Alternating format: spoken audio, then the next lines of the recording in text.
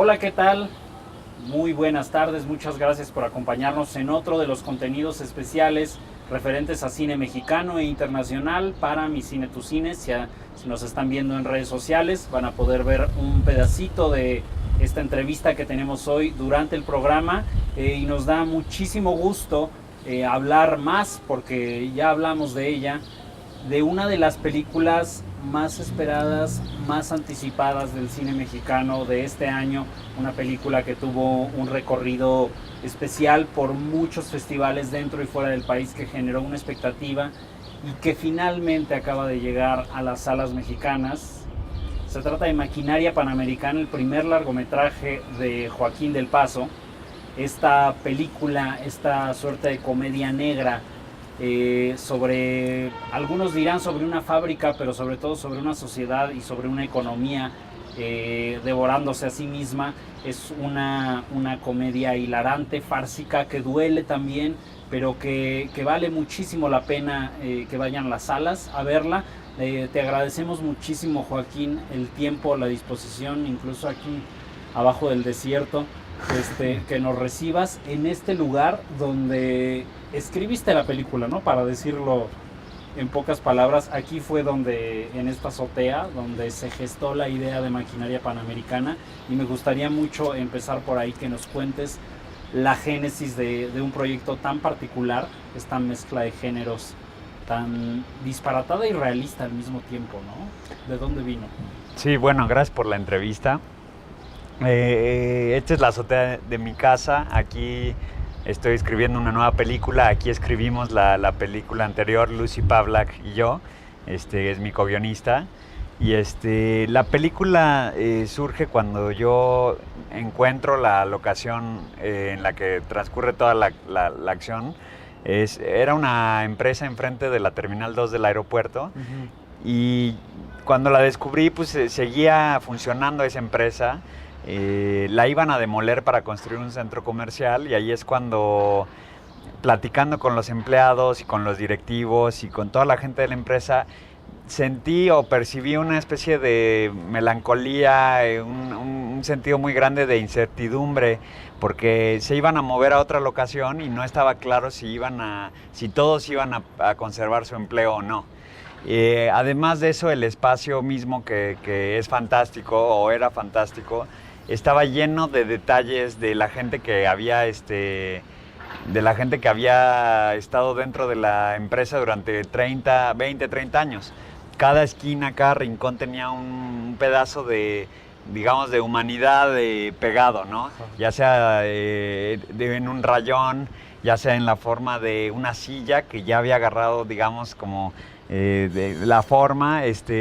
Había mucha marca humana en el lugar, y eso fue lo que me impresionó, que un lugar que está como una esponja, que absorbe como una esponja la gente que lo habita, vaya a desaparecer para construirse algo que nadie necesita y que además es totalmente impersonal, ¿no? Sobre todo, pues las empresas ya no apuestan a que sus trabajadores creen esta antigüedad, ya no creen estos vínculos personales que estás mencionando, y hace un calor infernal aquí arriba. No sé qué opinas, si podemos bajar a la sala de tu casa, porque sí, así mejor.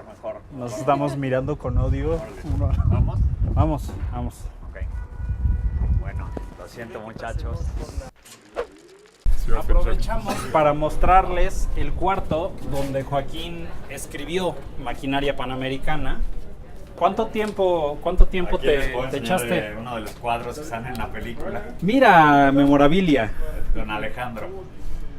¿Cuánto tiempo ocupaste en este cuarto escribiendo la película? Bueno, la película la escribimos durante 3 meses, y yo trabajo aquí normalmente. Me gusta trabajar temprano, cuando no hace calor, cuando no hay ruido. Y aquí estoy escribiendo mi nueva película, y tengo muchos recuerdos de la infancia, de mis abuelos, de todo tipo. Aquí es mi pequeño refugio, sí. Perfecto, pues vamos allá abajo. Mucho mejor. Sí, más a gusto. Abajo. Esto también es tu guarida. Sí, aquí, tu casa. Muchísimas gracias. El trabajo actoral, Tú estás escribiendo y ejecutando una película coral que está planteada como un mural de personajes un poquito esperpénticos, no precisamente caricaturizados, pues, pero que dan ideas muy singulares de este mundo burocrático, añejo, postindustrializado, ¿no? De gente tan aferrada al mundo en el que ha vivido, a esta empresa que se está cayendo, a esta economía que se está desmoronando y en definitiva a este modo de vida, ¿no? que está a punto de desaparecer. ¿Tú cómo te planteas la búsqueda de estos actores? ¿Cómo integras a tu cast y cómo ensayas con ellos? ¿Cómo es el trabajo? Cuando descubrí la locación y cuando me enteré que la iban a demoler y obtuve el permiso para filmar, uno de los requisitos era que tenía que filmar la película antes de que la demolieran, obviamente, y tenía 5 o 6 meses para hacerlo. Entonces, pasé mucho tiempo, pasamos mucho tiempo desarrollando la estructura de la película y los personajes dentro de la empresa y observando la realidad y el día a día de estas personas, y nos fuimos encariñando de ellos al grado de que yo decidí que la película iba a ser filmada totalmente dentro de la empresa y no necesitaba otros actores. Pero pues sí quise hacer unas pruebas, entonces hicimos un casting interno donde los poníamos a prueba, sus capacidades de reacción y todo, y me di cuenta de que no iba a funcionar con la intensidad y con el tono que yo quería en la película, porque no quería hacer una película que fuera plana en ese sentido, sino que tuviera mucho movimiento.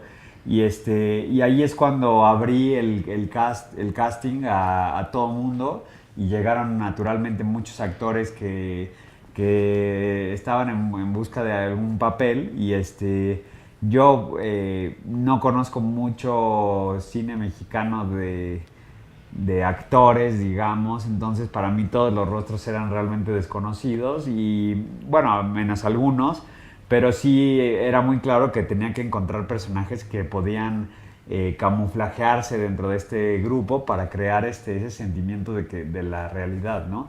A la hora y ahí es cuando fui cerrando el cast.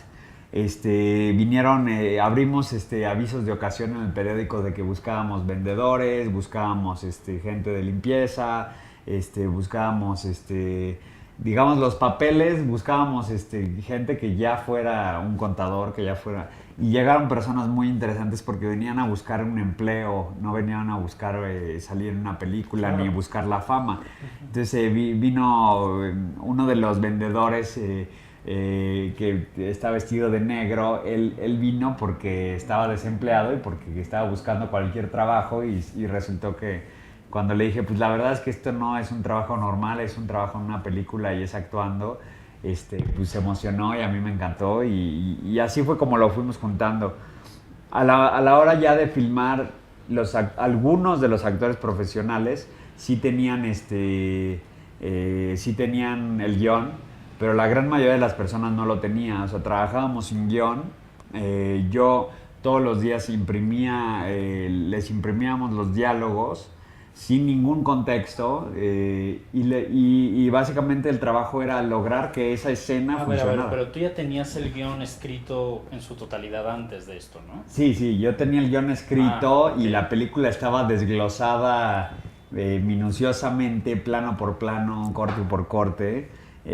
Pero el método era irles revelando a los actores poco a poco lo que iban a hacer, ¿no? Y así se gana mucha naturalidad, me imagino. Pues sí, la verdad es que me gusta eso, porque además cada vez que llegas en el momento de filmar tienes que explicarlo de nuevo, y como director también te ayuda mucho como a volver a entenderlo de otra manera, y había gente que se quejaba y me decía, es que queremos conocer el guión y saberme las líneas, pero pues a mí no me interesaba que se supieran las líneas, sino que llegaran como con la mente en blanco y pudiéramos desarrollarlas. Y en ese sentido las líneas y los diálogos cambiaron mucho, porque cada actor lo trabajábamos en el momento, y el actor decía, es que yo nunca diría esto, yo no puedo decir esto, o esto suena raro, y lo íbamos modificando justo por esa libertad. Si yo les hubiera entregado el guión y hubieran llegado con eso, pues tal vez me hubiera perdido de esa oportunidad de oírlo de la manera en la que ellos lo dicen, ¿no? Fue un trabajo colectivo de alguna forma. Sí, fue una película donde todos, sí, todos nos ayudamos. Los actores les ayudaban mucho a los no actores a llegar en tiempo, a sus marcas, a todo ese proceso técnico.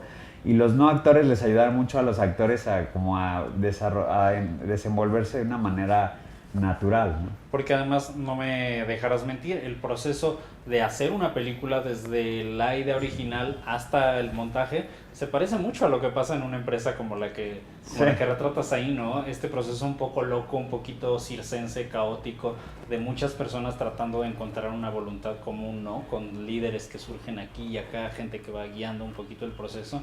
Al final, lo que vemos en la película es una suerte de locura colectiva que sin embargo no pierde su estructura como grupo, ¿no? Y ¿tenías en mente todo esto al escribirla ya, al tener esa idea original? Pues sí, o sea, la idea era crear un universo de muchos personajes y que funcionara como reloj, ¿no?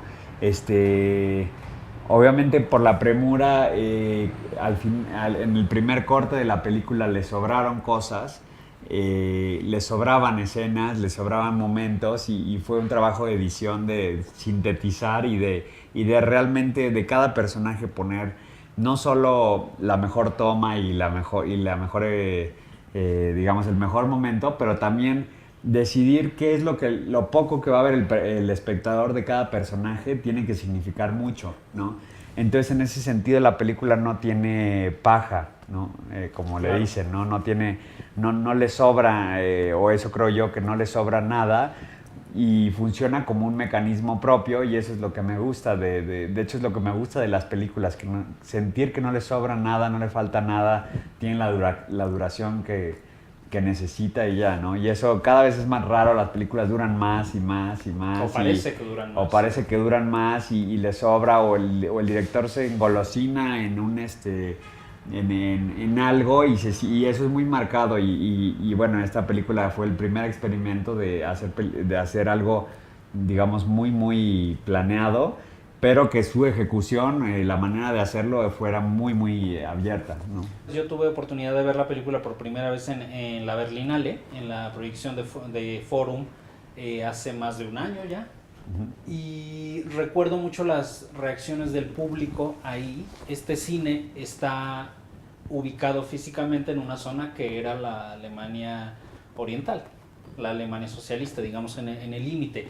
Y había en el público personas, periodistas de muchos países, y cada uno reaccionaba de forma muy particular hacia la película. Habría gente de Bulgaria o de Polonia o de la propia Alemania ex socialista que leyeran la película en sus propios términos, ¿no?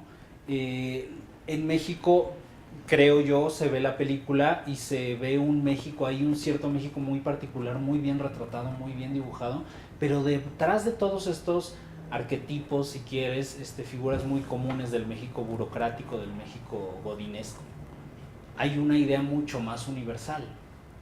¿Cómo vas tú de una cosa a la otra? De una historia que se puede replicar en diferentes sociedades, en la cubana, en la estadounidense, etcétera, a una caricatura, no caricatura, un dibujo tan específico del México contemporáneo.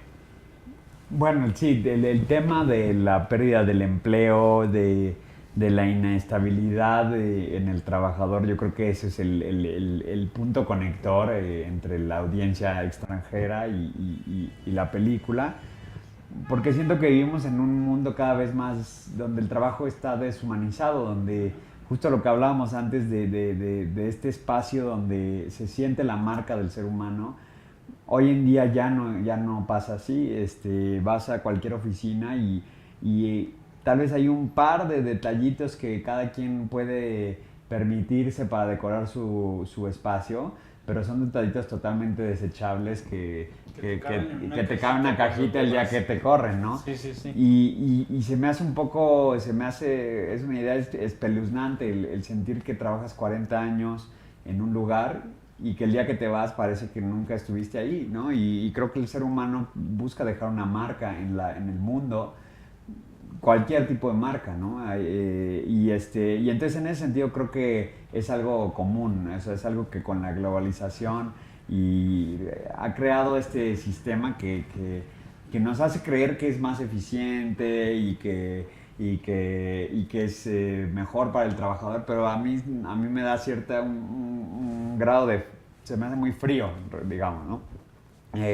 En ese sentido, en el global y en el mexicano, pues sí, la película al hacer una construcción con todos estos trabajadores que además habían de diferentes, digamos, estratos sociales, desde dentro de la empresa, aunque todos pertenecen a la clase media, también está el contador que probablemente habrá estudiado algo, el mecánico que solamente se desarrolló una capacidad técnica, las secretarias que siempre están como rezagadas en estas empresas como si no tuvieran un conocimiento sólido y además son maltratadas por los hombres. Entonces creo que al escribir estas escenas y al leerlas, nos dimos cuenta, Lucy y yo, al escribir el guión, de que era un reflejo del México, o sea, de que cada persona representa una parte de la sociedad, desde el jefe, la hija del dueño, el trabajador fiel, el corrupto, el que es totalmente, el que está amargado y nos dimos cuenta de que la película iba a hablar sobre más allá de la propia historia y pues trabajamos por agregar detalles y por hacer que esa segunda lectura se diera a entender, ¿no? Sin que fuera totalmente obvia como lo sería una película, no sé, de sátira política como se le conoce las de Luis Estrada. Las de Luis Estrada, que son son sátiras muy obvias y que apuntan directamente a ciertos culpables, ¿no?, de la situación. Y aquí yo sentí que no hay o sea, que también el problema está en nuestra imposición. O sea, obviamente hay culpables en nuestro sistema de muchas cosas, pero también siento que esa imposibilidad de cambiar está dentro de nosotros y se vio en las elecciones de la semana pasada, digo, con todo y toda la controversia que ha habido.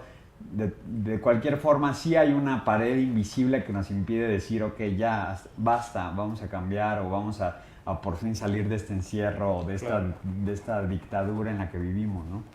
Bueno, sí, por otro lado, las películas de Luis Estrada, como dices, son más coyunturales, ¿no? Apuntan a una coyuntura muy específica para hablar en cierto momento, hasta noticioso, pues, del México actual.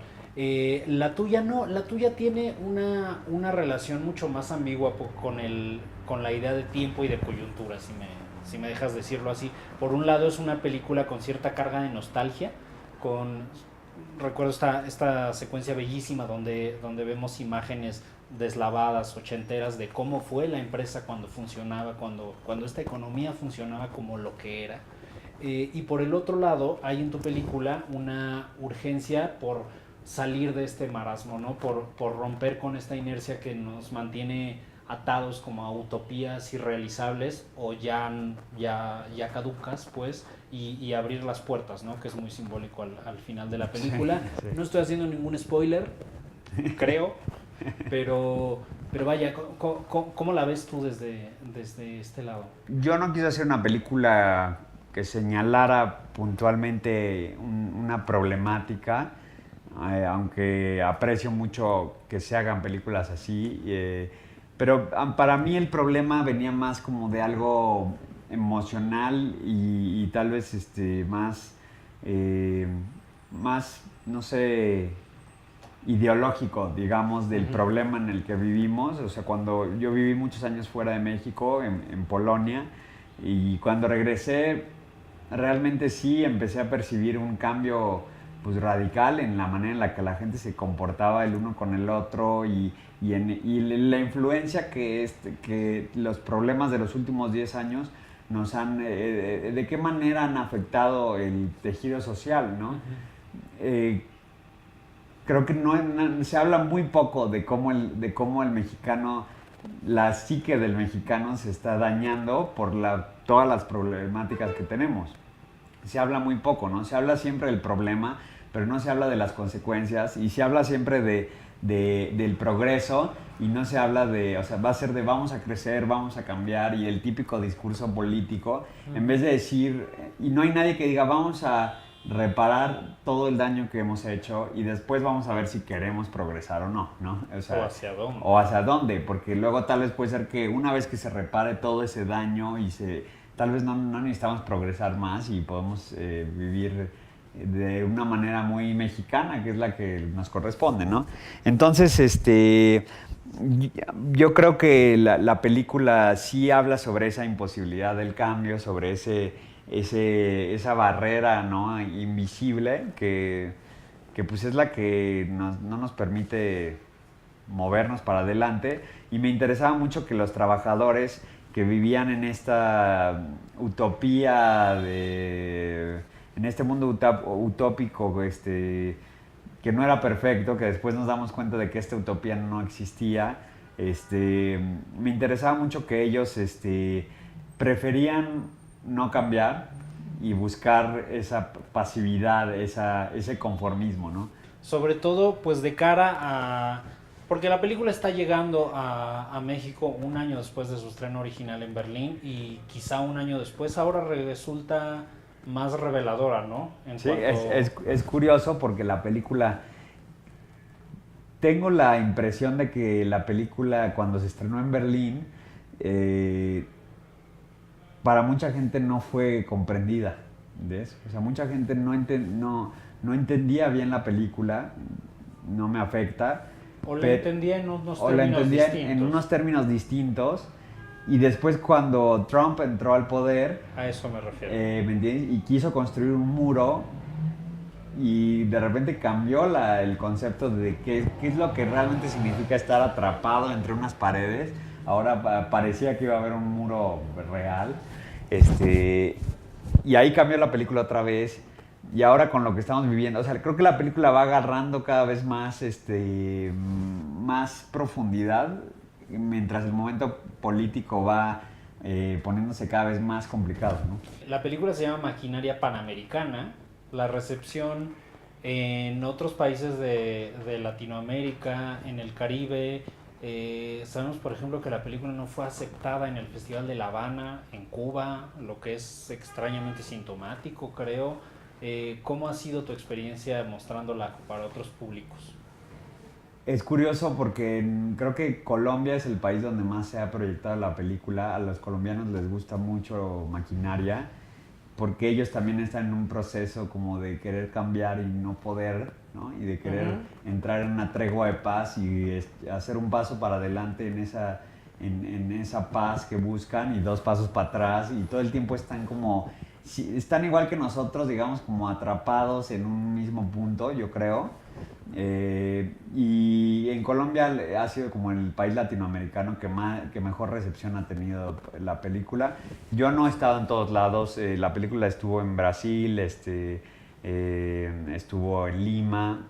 Yo no estuve ahí. Yo estuve en Argentina, donde ganamos un premio de mejor ópera prima. Y ahí también tienen, ellos viven, de hecho su sistema económico parece mucho más precario, se siente esa inestabilidad económica en el aire muy fuerte y creo que eso causó mucha impresión entre la gente que vio la película. Bolivia se les pareció nada más como exótico, interesante, porque ellos tienen completamente otros temas de su propia política. Estados Unidos, sobre todo, la película ha sido muy bien vista. De hecho, es de los países que más ha pedido la película para verla porque también ellos están enfrentándose con un problema de caos interno que se está generando, ¿no? Entonces, en enero estuvimos en Nueva York y la programadora del Lincoln Center dijo, esta es la película del momento Trump y esta es la película del encierro y de hecho fue muy celebrada este año, ¿me entiendes? Un año después de que se estrenó, la película fue agarrando otra dimensión. Y después de eso, pues ha estado en muchos lugares donde el trabajo significa diferentes cosas para la gente. Desde Japón, estuvo en Japón, donde tuve la oportunidad de ir y de ver cuál era la percepción de este empleo tan precario que muestro en la película contra el concepto del empleo que tienen en Japón, que es totalmente diferente, ¿no? Y entonces, muy interesante en general y y hay momentos universales en la película que crean carcajadas aquí y en China, o sea, cosas que compartimos todos, ¿no? Sí.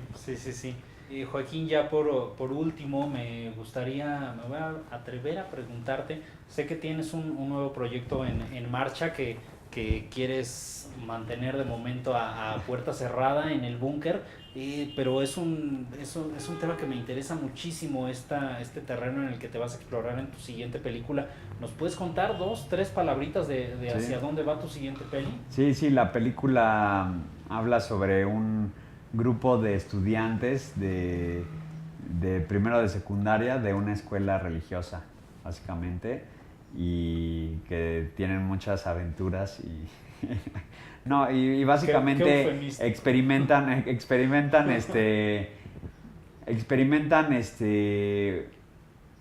todos juntos experimentan una situación que los cambia, y es una película también coral y es una película colectiva y creo que aún más crítica, pero igual con esa flexibilidad y esa libertad y realmente no sé a dónde nos va a llevar, no te puedo prometer cómo va a ser la película porque la sigo descubriendo yo solo, entonces claro.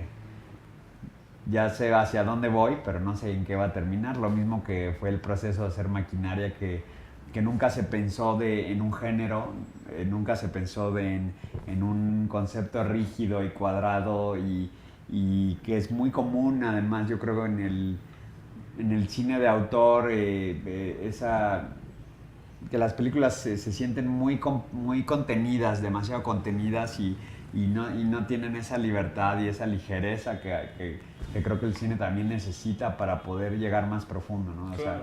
O sea, y encontrar un público. Sí, yo no me lo tomo tan en serio, tal vez. O sea, hago las películas con toda la seriedad del mundo, pero el tema, estoy muy abierto a que el tema solito se vaya generando y le intento no poner límites a la creatividad cuando estoy haciendo una película.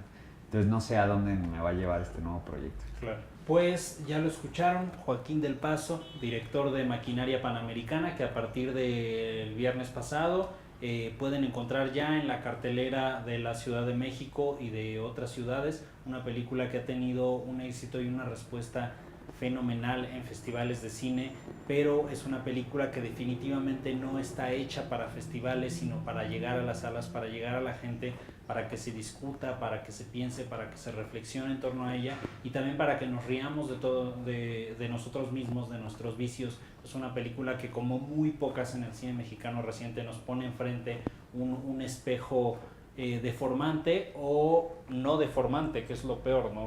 Un espejo en el que nos podemos reflejar tal y como somos y que provoca la risa, el estupor, hilaridad.